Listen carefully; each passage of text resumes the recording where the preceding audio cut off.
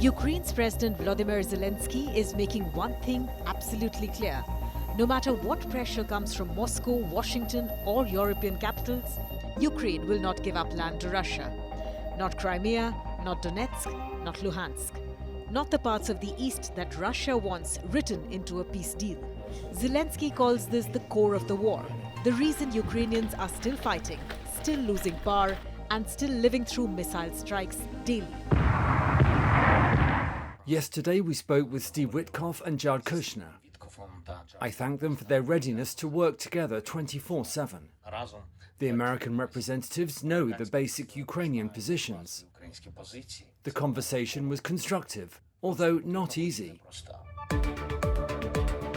Zelensky says he has no legal, constitutional or moral right to hand over territory.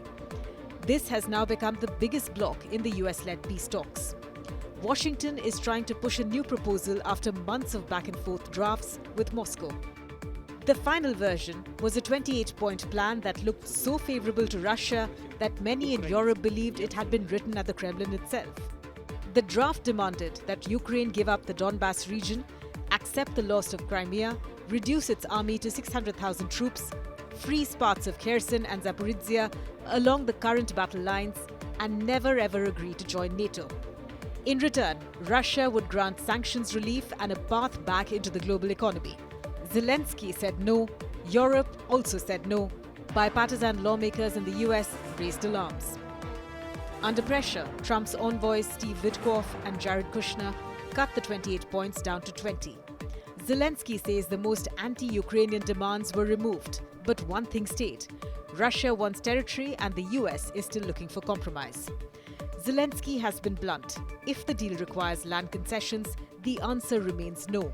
He rejected ideas floated in the talks, including a swap where Ukraine would lose parts of Donetsk in exchange for Russia giving up other occupied areas or control of Zaporizhia nuclear plant. He called these proposals unacceptable. Donald Trump has accused Zelensky of not even reading the latest proposal. He claims Russia is fine with it and Kyiv is just the one slowing things down. Zelensky pushed back, saying he has read every detail, because every detail decides Ukraine's future and because Ukrainians don't trust Russia after years of broken agreements. He says he wants binding US security guarantees approved by Congress, not vague statements like the 1994 Budapest Memorandum that Russia ignored when it invaded. The US also wants Europe to take on more responsibility. But Europe hasn't given a clear answer on what it would do if Russia restarts the war after a ceasefire. Zelensky met British Prime Minister Keir Starmer, French President Emmanuel Macron, and German Chancellor Friedrich Merz in London. They all repeated their support for Ukraine. We stand with Ukraine, and if there's to be a ceasefire, it needs to be a just and lasting ceasefire. They all said that Ukraine must have strong security guarantees and agreed frozen Russian assets must be used for reconstruction. But Zelensky says one key question still has no answer. If Russia does indeed attack again, what will Europe actually do? For him, this is the heart of the negotiation. Putin continues to insist that 4 Ukrainian regions, Donetsk, Luhansk, Kherson and Zaporizhia, belong to Russia, even though Russian forces don't fully occupy them. Crimea is non-negotiable for Moscow. The Kremlin has shown no signs of accepting a ceasefire along the current front lines, something that Ukraine wants. Russian negotiators have also pushed for sanctions to be lifted, for Russia to rejoin the G8, and for long-term economic deals with the US. The talks have reached a point where Ukraine and Europe fear that US could accept a version of the plan that locks in Russia's gains. All this comes as Ukraine faces one of the hardest phases of the war. Russia has launched thousands of drones, guided bombs and missiles in recent weeks. Blackouts have hit nearly every major region. Hospitals and homes have been affected. A key pharmaceutical hub near Kharkiv was destroyed. Energy infrastructure has been repeatedly targeted. On the front lines, Russia is making slow gains as Ukraine struggles with ammunition, shortages and manpower issues.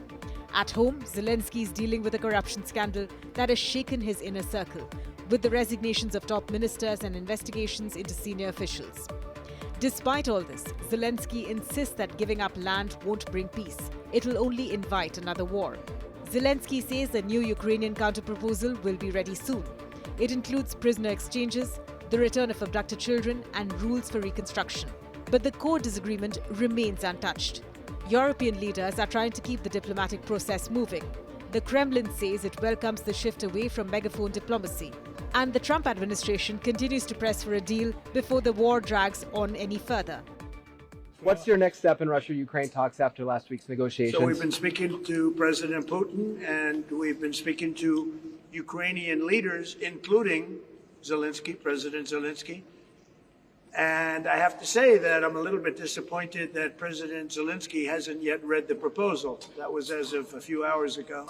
His people love it, but he hasn't. Russia's fine with it. Russia, I guess, would rather have the whole country when you think of it.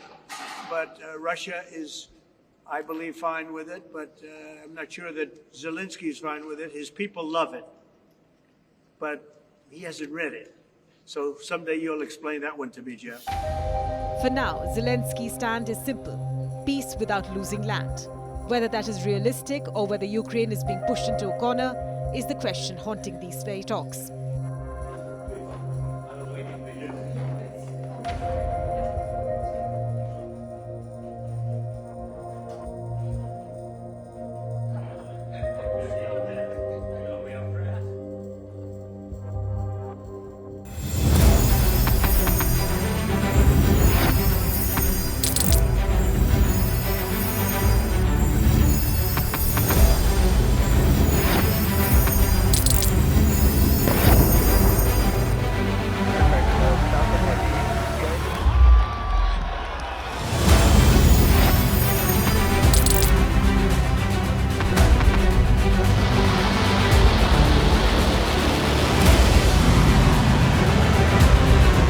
Been fighting so long and so hard that they don't know what the they're doing.